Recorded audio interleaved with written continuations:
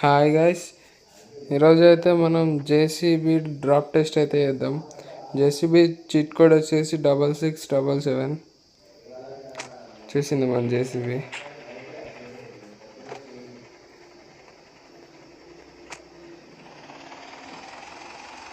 అన్నిటిని పైకి లేపుతాయి, మొత్తం అన్ని బర్తలు మోస్తాయి. ఇక జేసీబీ మరి కింద పడితే ఏం కాకుండా ఉండే చూద్దాం. మనం అయితే